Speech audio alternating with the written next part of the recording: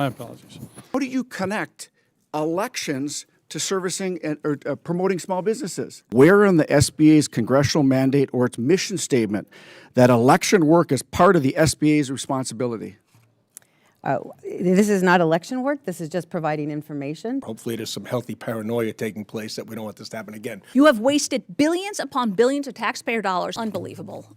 These loans have been referred to Treasury. If it ain't broke, I don't think we need to fix it or pull funding away. KPMG found not too many good things when they did the SBA audit. Wait. Don't. The IG has said that we missed $20 billion. I'm sorry. $200 billion. However, I take responsibility for correcting anyone them, pay? which I've done. Happy Women's History Month. We got in the Pentagon, but we could not get in the USDA, which has 2 million square feet of office space, or the SBA. I was told that SBA employees were directed to consolidate their desk to mask the fact that only 10% of the 295,000 square foot SBA headquarters was being used. Yes, they definitely have to work at the SBA. This is unbelievable. I can't get a straight answer. It took me 3 minutes to get an answer on that question. Administrator Guzman, on April 27th of 2022, you testified in front of this committee during my line of questioning that you were, quote, not familiar, end quote, with the Small Business Regulatory Enforcement Fairness Act, also known as SBREFA. Are you familiar with it now? Yes, of course. I was familiar at the time. I don't recall saying that. But SBREFA, of course, I'm familiar with it. Our Office of Advocacy, which is independent, deploys it. I recall you saying you had no familiarity with it. Perhaps on the specific issue you were talking Do you about. think that you were the voice for America's 33 million small businesses when you were completely uneducated about a law that protects small businesses from burdensome regulations over a year into your administration? I am prepared, and I am very familiar with the regulatory process that Thank the federal you government very much. In your administers. congressional budget justification, you claimed that in fiscal year 2023, your agency helped reduce regulatory burdens on small businesses and removed roadblocks that threatened their survival. Yet, since President Biden's inauguration, the administration has issued over 800 final rules costing Americans over $475 billion. That's with a B. And as I mentioned, however, we've had numerous small business owners sit right where you are, Administrator, and testify to this committee that the crippling impact that this administration's regulations have had on their businesses. Week after week, we have small businesses, folks, men and women, come and talk about the regulatory burden that this administration has placed on them. So we have you saying you are reducing regulations on small businesses and actual small businesses saying they are being bombarded with new regulations. Are you suggesting that these businessmen and women who paid money out of their own pocket to come and testify are not telling the truth? Of course not, sir. And what I would share with you is that the SBA has reduced regulation within its programs. Of course, those are the regulations that I have decision-making on in terms of being the administrator of the SBA. We know that One second, just because time's limited, I appreciate that. The SBA has been told repeatedly by its Inspector General, the Government Accountability Office, independent auditors, and Congress that is failing its current responsibilities. It has a massive 30-year loan portfolio to service. It has unprecedented amounts of fraud to deal with. It's wasting time, money, and resources on duplicative programs. To make matters worse, the SBA announced on Tuesday that it has entered a memorandum of understanding with the Michigan Department of State to collaborate on voter registration. In its announcement, the SBA grasps at straws to connect the Small Business Administration's missions to elections. What is the Small Business Administration's mission statement? We serve small businesses and help impacted communities post-disasters. Would it be help Americans start, grow, and build resilient businesses? That's correct. That's the mission statement, right? What does that have to do with elections? The President's executive order directed federal agencies to These are small expand business, opportunity ma'am. to get information. With all due respect, you are the voice of our small businesses. They're saying they're not partaking in the election. They want to grow their business and be resilient in America. How do you connect elections to servicing or promoting small businesses? I think we can all agree that we want small businesses to vote and be active in this democracy. And of course, providing information on how they can do that is a simple process So I'll on ask our website. I'll ask another question. Articulate for me where in the SBA's congressional mandate or its mission statement that election work is part of the SBA's responsibility. This is not election work. This is just providing information to the public, to the small businesses who come to visit our website, giving them information on how they could register in their state. That's the extent of the SBA's role in this. And again, the president's executive order was clear. The federal agencies should work to ensure that we have a strong electoral base and people are aware of their options and their ability to vote. Mr. Chair, I'm out of time. Thank you very much. What anti-fraud controls did your administration put into place? Thank you so much, Ranking Member. And I think you said it best, that we inherited these programs and the controls that were put in place at the time, which were de minimis. Frankly, we, at the President's direction, the first thing he talked to me about was the importance of making sure that these funds got into the hands of the businesses they were intended to serve. And that's what we focused on doing at the SBA, implementing controls on the front end so that we could strengthen our portfolio, making sure we were fully underwriting COVID idle and checking for fraud across the portfolio, especially, of course, on all our new programs as well, we have incredible performance of less than 1% fraud. We, in addition, created a fraud risk management board so that we could have longevity for some of these fraud controls, risk frameworks that we've put into place on our core lending programs as well as on these disaster loan programs. The GAO and the IG have both testified before this committee, asserting that the SBA is in the best position that it's ever been as a result of these efforts to address the GAO and IG's concerns and institute sustainable fraud risk frameworks for the agency. Why would the SBA approve such an organization that had such mounting losses and in the end, an unwillingness even to serve? When, by the way, it was just one of 3 that was approved. It wasn't like there were 400 and this was one. This was one of 3. So if you would explain. Yes, I would. And Funding Circle, just for the record as well, is fully capitalized in its U.S. operations based in Colorado. And so, they're in a strong position in terms of being able to deliver against their mission of small dollar lending. They continue to work with the SBA in the licensing process. It's not finalized at this point. Obviously, it was awarded, but they still have to go through our rigorous application process. And we still are continuing to work with them. Their intention is to start lending with the SBA program in the coming weeks. Well, do they own it? So in other words, if they intend to sell their U.S. business, can they also sell their SBLC license? We have currently, and for years, for decades now, 14 SBLCs that have turned hands. They go through the same rigorous licensing process when those licenses are sold. So it would be the same process. In all due respect, it would be the same process. Continue to say the due diligence on choosing them was rigorous. And they have intended to maintain that license within their U.S. operations. You do recall that we had issues, both sides, everyone here, on the speed that we were moving forward with such licensing. And then yet we are pointing out a failure from one of 3. And you can't help but bring back last year's testimony where everyone in this committee had real concerns about the speed and why this was being done as quickly as it was. In fact, Patrick Kelly sat here telling us how important it was to move forward with these companies, and meanwhile, it clearly in this case did not work out. It didn't work out for him either. So to take us back a little bit to that too, note that we have still persistent gaps in the marketplace for startups, for underserved markets overall, in rural deserts around the country. Our SBLCs perform, those 14 that have historically been perform to fill market gaps. Our goal is to expand that program, adding 3 licenses for the first time in 40 years on an existing program.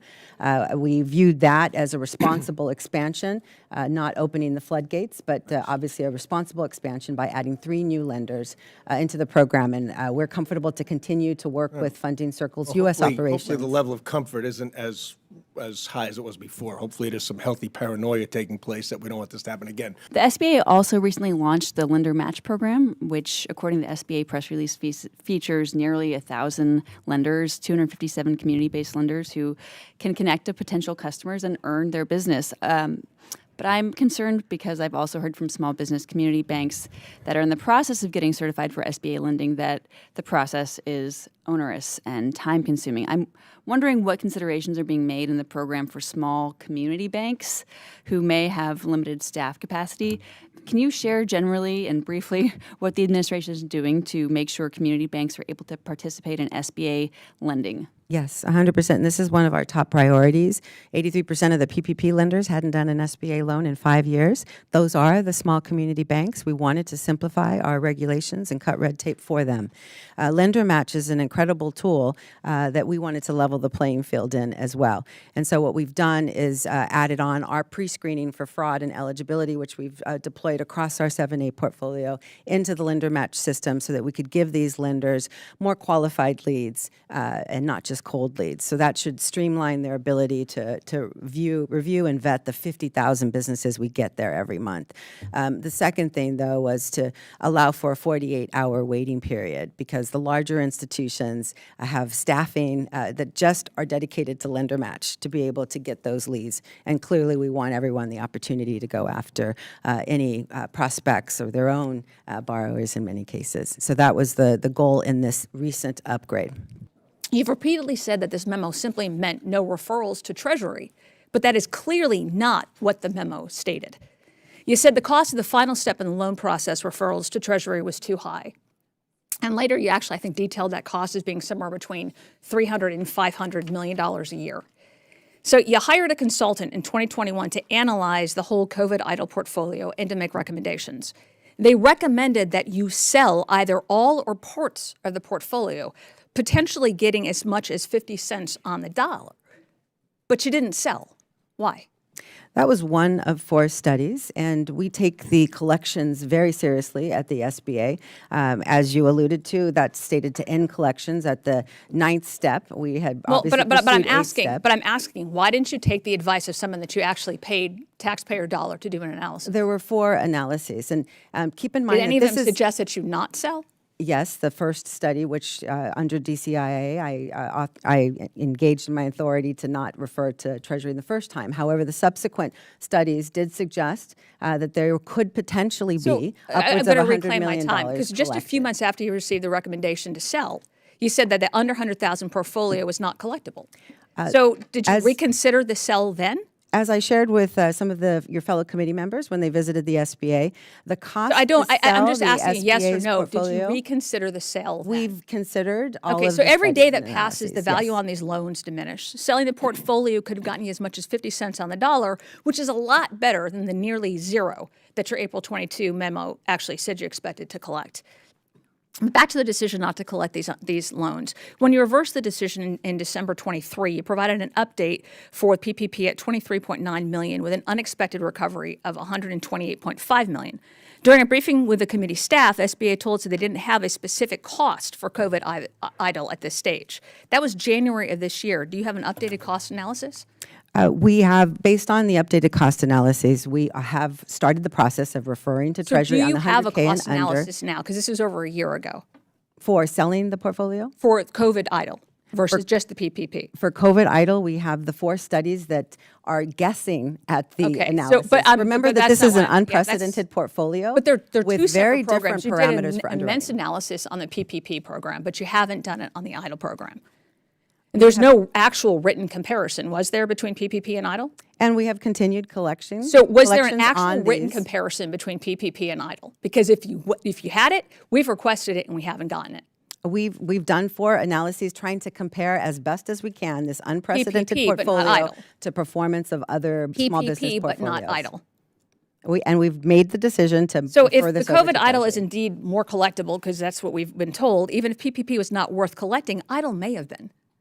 So subsequent analysis was done on the collectability. We've seen that a number of times, but we still haven't seen it on idle.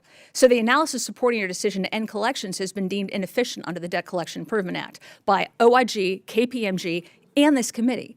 And yet there was no subsequent analysis done on the COVID idle. And as all of these loans have started their process I'm going of to being reclaim my referred to time because I'm Treasury, almost that out of it. is What I'm hearing irrelevant. you say is you have stonewalled congressional oversight. You incurred the cost to collect these loans by taking all the collection actions, but you didn't actually collect the money because, as you just said, you didn't refer them to Treasury. So though We have independent referred them to agencies pointed Treasury. out that you violated the Debt Collection Improvement Act by not referring these loans to Treasury, you ignored them. You have wasted billions upon billions of taxpayer dollars, not only by delaying these decisions over the last 2 years, but with poor decision making. Unbelievable. I yield These back. loans have been referred to Treasury, and we are collecting on them. In fact, we've I yield more back, than Mr. Chairman. 2x'd our ability to collect on those Gentlelady, small dollar loans. time has expired. $6.8 billion of the $7 billion in capital provided by the resource partners are through our SBDCs. Why does it make sense to reduce funding for some of for the best performing program in terms of resource partners? The SBDCs, I always praise. They do an incredible job serving small businesses. On a recent trip that I went to Michigan, there was a restaurateur who literally brought the SBDC alongside because they helped them at every step of their journey, including accessing capital. On that same exact trip, I met another business that did not want to use the SBDC, that didn't feel that it was for her, whether it's the university-based system or what have you. Our SBDCs do an incredible job of serving the 326,000 businesses they served last year. But the other 32.7 million need alternatives and entrepreneurial ecosystems on the ground that meet them where they are and bring them back into SBA's ecosystem. And that's why we're trying to incentivize the development of new ecosystems around the country. Community Navigators is that example where we are trying to ensure that there are alternatives to bring people back to the SBA, in fact, most likely back to an SBDC. But we need to reach more businesses and definitely go beyond the reach of our current resource partner network that in total reaches about 500,000 every year. Well, I would just say in my neck of the woods, our SBDC is firing on all cylinders. They are essential. And if it ain't broke, I don't think we need to fix it or pull funding away. So I'd urge you to reconsider that.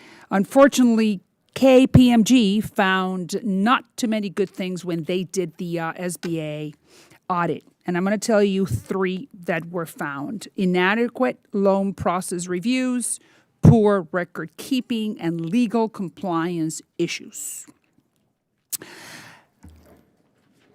Did you study thoroughly? Are you abreast? Are you aware of everything this very important company said about your agency? Yes, and I've met directly with KPMG, who was retained by our independent inspector general, of course, to perform this audit.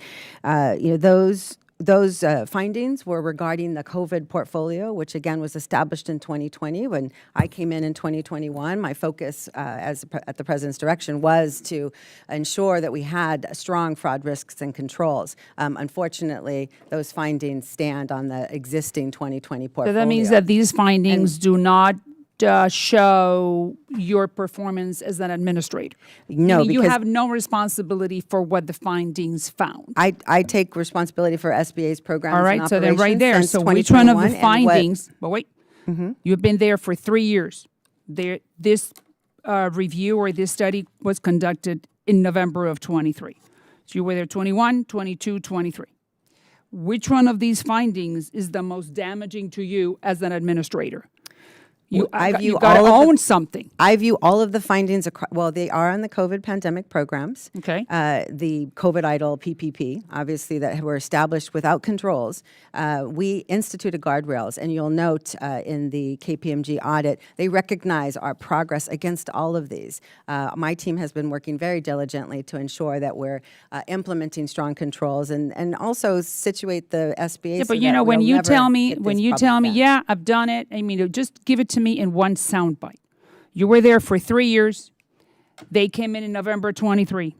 They're saying that things are not the way they're supposed to be. So where does your responsibility fall? And my responsibility lies in fixing the problems that were established when the COVID pandemic programs were established in 2020.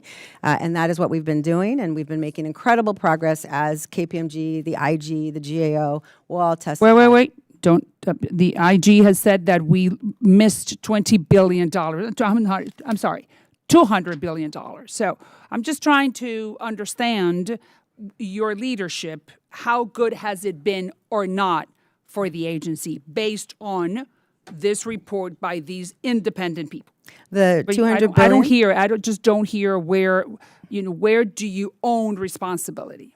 I own responsibility in the reforms that we've implemented that have stopped and thwarted over $500 billion, 21 million attempted frauds, attempts against the agency in these COVID Did you programs. And fire I own the anybody? responsibility. Did you fire anybody? The- Inadequate loan process, poor record keeping, legal compliance issues.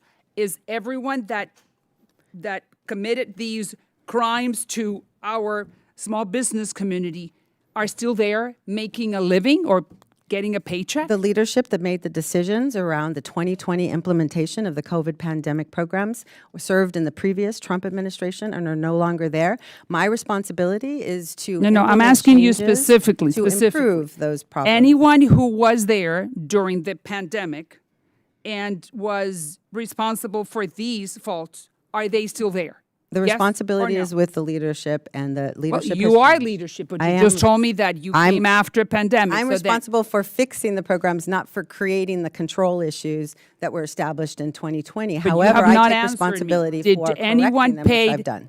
Is anyone responsible? Anyone has lost their job because of their lack of good leadership? The 2020 Trump administration, people who made the decisions are no longer there at the agency.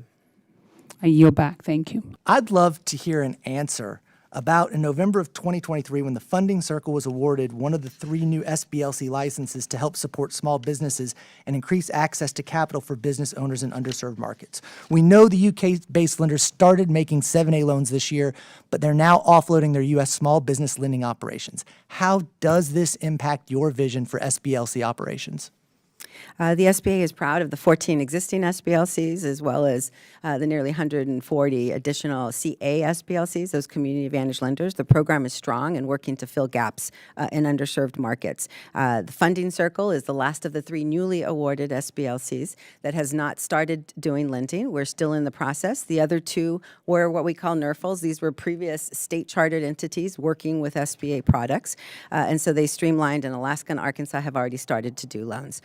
We are excited to bring on lenders who are focused on small dollar loans where our current lenders are unable to fill the demand.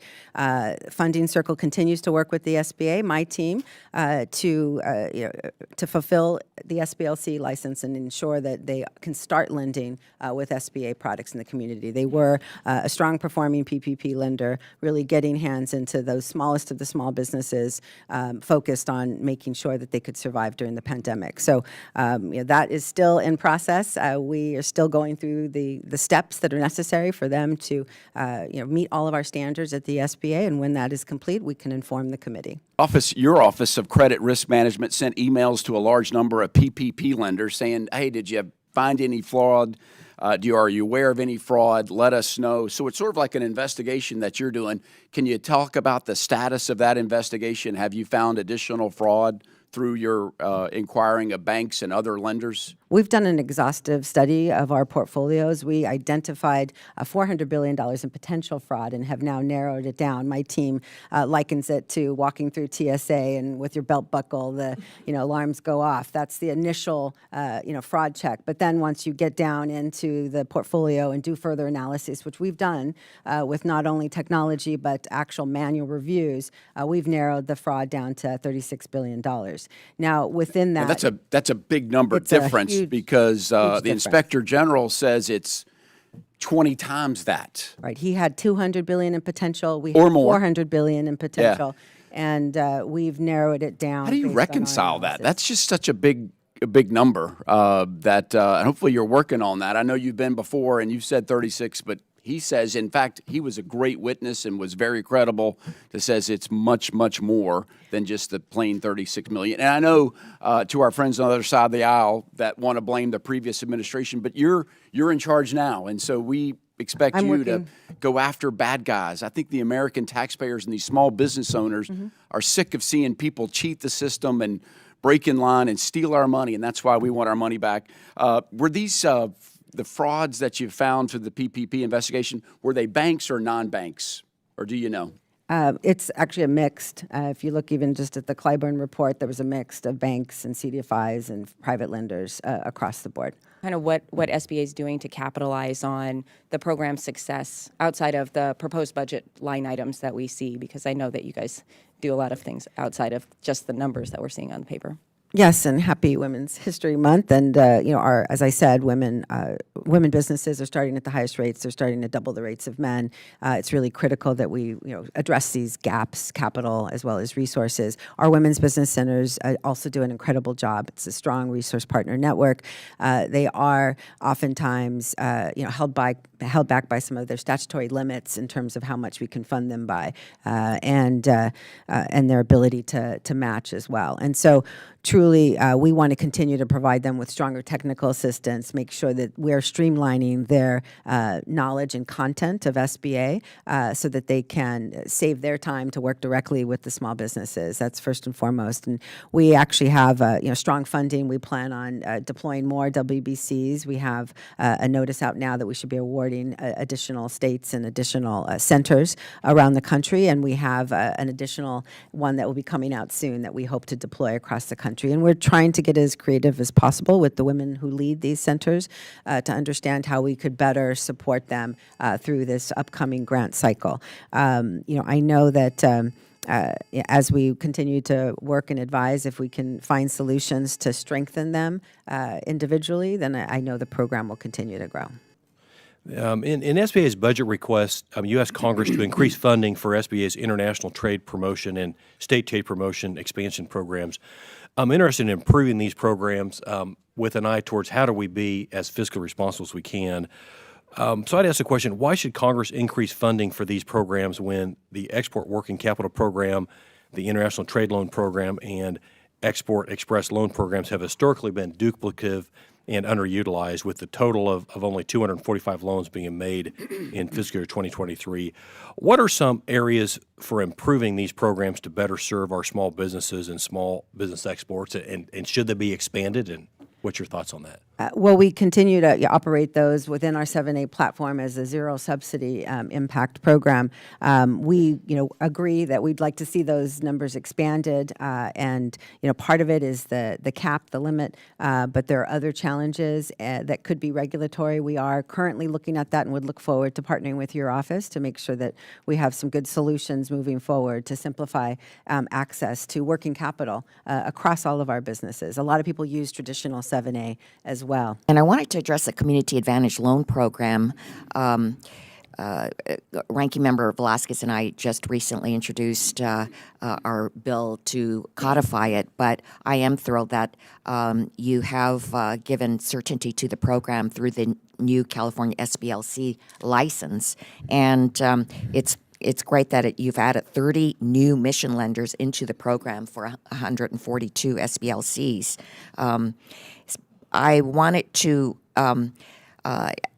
see if you could address there was uncertainty for a lot of the mission lenders, and now it seems to have stabilized, but is there assurance that you can give that the current guidance and lender requirements won't be changed or overturned by future administration?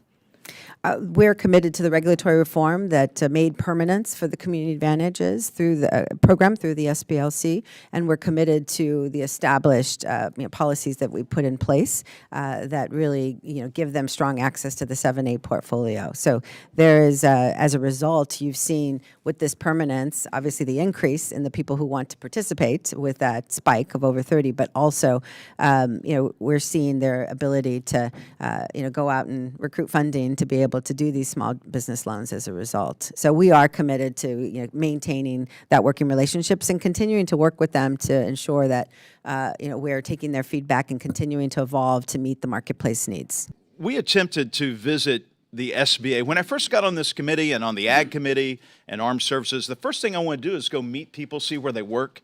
And we were told, you can't come down here. Sitting members of Congress, we got in the Pentagon, but we could not get in the USDA, which has 2 million square feet of office space, or the SBA with roughly 290,000 square feet of office space. And because of that, we filed the CABO Act, the Congressional Access to Bureaucratic Offices Act, which mandates that sitting members of Congress and their appropriate staff should be allowed into these agencies, such as yours, which we have oversight.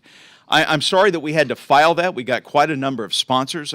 Our attempt is not to come in and stir up trouble, but we do have oversight of these facilities. And after our December 3rd visit, which was a very nice visit, I think we had a very good discussion, I was told, got a few pictures here of our visit.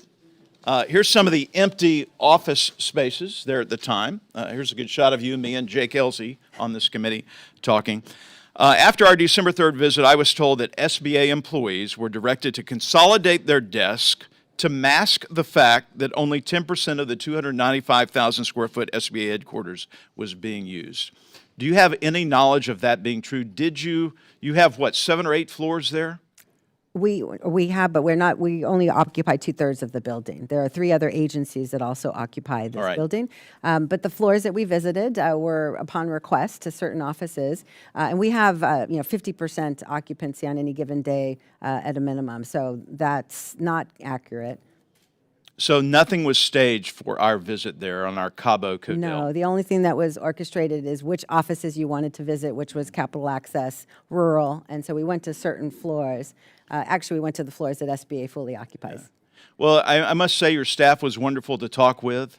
Look, we've got a lot of work to do together, I think, to help the American people starting businesses and maintaining the business. I do think it's very important that COVID is over. We've got to get back to work.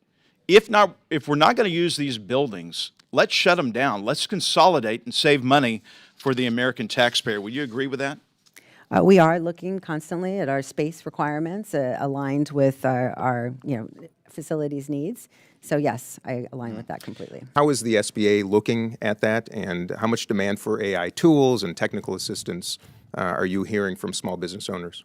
It's quite extensive, as you know. During the pandemic, small businesses adopted technology at very high rates. The SBA has focused on expanding the free tools and resources to small businesses around technology, and that includes focusing on their adoption of AI. They're already using it extensively as they develop their marketing, or perhaps using it as chatbots in their customer service. And so we know that it's going to help enable them to make progress in their efficiencies, and obviously following the President's executive order on ensuring that the agency as well is leveraging technology both in an innovative way but responsibly.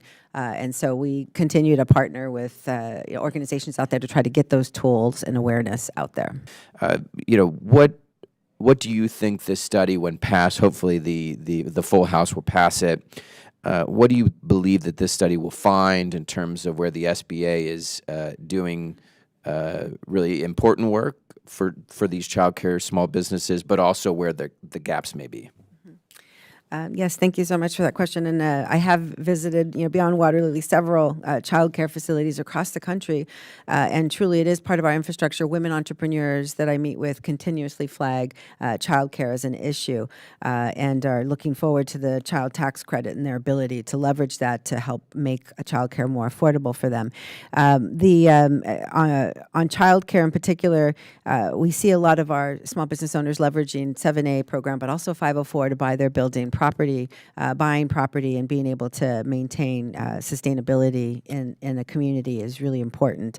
I think with these, their models are very challenging in terms of their ability to raise revenues, especially in underserved communities. And so, obviously there's a financial issue that goes beyond SBA, but we try to help them with the technical assistance and know-how to effectively run their businesses and do childcare boot camps across our resource partners. And are looking to try to improve those models in order to strengthen their operational expertise, because they have to be so efficient as entrepreneurs to be able to survive in the childcare industry. But we know that affordable capital is part of that, and so we need to do better outreach to support these entrepreneurs, who are mostly women, to be able to access our capital programs as well. And my question to you is, how do you see this increase of $5 million to $10 million in the loan amounts? How much of a burden that is to get that accomplished? How much of an administrative cost that's going to add to And just frankly, I wanted to know what you think about. Yeah, we've similarly, are interested in seeing that expanded, especially as we see manufacturing and other critical industries needing additional capital. We know that SBA could fill those gaps in the marketplace, and you're right. It hasn't been changed since the Obama-Biden administration increased to $5 million. For inflationary pressures, it would be up in the sevens if we just changed it for inflation alone. So we agree that money is needed. It would be simple to administer in terms of expanding the access that would benefit more of our banks and lending institutions who access those funds for some of their small businesses in their portfolio. You jumped into this program knowing where it was at. So now your responsibility is to clean it up. And that's the concern we have this morning. And that's where we're coming from with our questions. Why have you not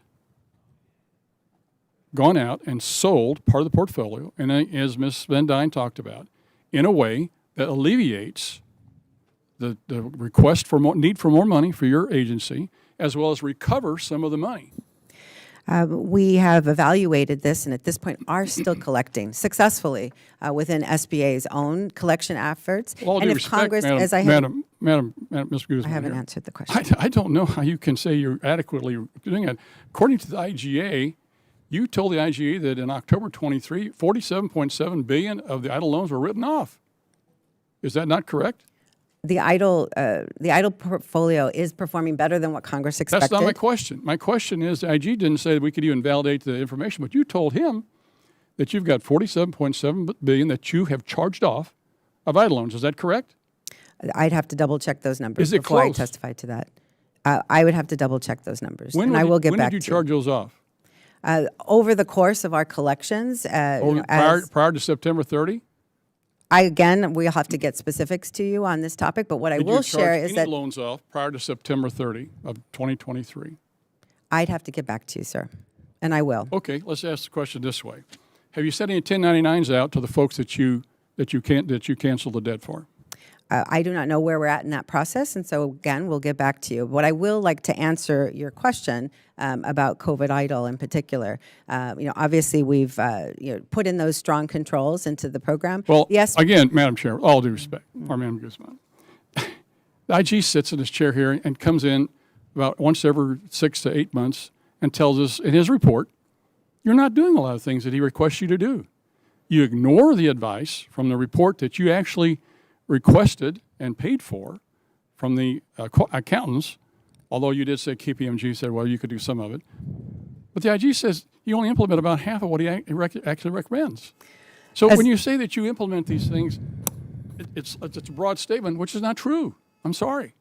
As I've shared with the chairman, going back to your original question about selling the portfolio, Congress could enact something and appropriate the dollars to sell the portfolio as it would cost the federal government money to sell it. No, it would not, Madam Chair, Madam Guzman. It would within the appropriations There's no way it process. costs money when Yes, you it would. recover money. When you sell the portfolio, you will recover some money and you will cover all the costs for whatever it is. You have a net gain. We're happy to work with your team to review how that would work in appropriations, but that's what Congress's action could take. I know that CBO doesn't score it that way, but CBO doesn't score it correctly because they don't score the recovery. And so That's as a the result, problem. it would cost It'll cost taxpayer X amount dollars to do sell that. it, but you're going to recover several times more than that when you do that. I mean, this is not rocket science. And I mean, this we are still collecting, and this portfolio is still performing. As I said, it's performing way better than any disaster we've ever. Ms. Guzman, we're going to send you a request to find out when these $47.7 billion were charged Happy to off. reply to that. Thank you. And did you send 1099s out? Happy to reply to those requests. You didn't do that. Thank you. You're in violation of the law. Again, whose decision was it to not sell the portfolio? Ultimately, we haven't made any final decision on this portfolio. As we are still collecting, we're still going through the 9 steps on PPP and the 14 steps on idle that are required, which is referring to act on the Treasury. reports that you got? We are acting on those reports that said that we could still potentially profit by trying to collect at the Treasury stage. And so we have pursued the Treasury option. We are still in that phase, and we are making collections, continuing to make sure that this portfolio performs. And again, this is outperforming any expectations of Congress. Oh, I guarantee it won't outperform my expectations. I guarantee you. As another quick question established. for you here. You made a statement a while ago that you've doubled down on staffing to do the recovery of these things. Are those people working from home or they're working from the office? Doubled down on staffing. I said I doubled down on, during this testimony, I said I doubled down on staffing to clear some backlogs and certifications. My question is, are they working from the office or are they working from home? Our position at the SBA is 5 days of in work, or 5 days in the office for all of our employees that are in, working not in a remote stance. Then you didn't answer my question again. Question is very simple. Are they working in the office or are they working from home? Yes or no? It's a mixture, and some of them are working in the office. And So you're hiring people to work from home?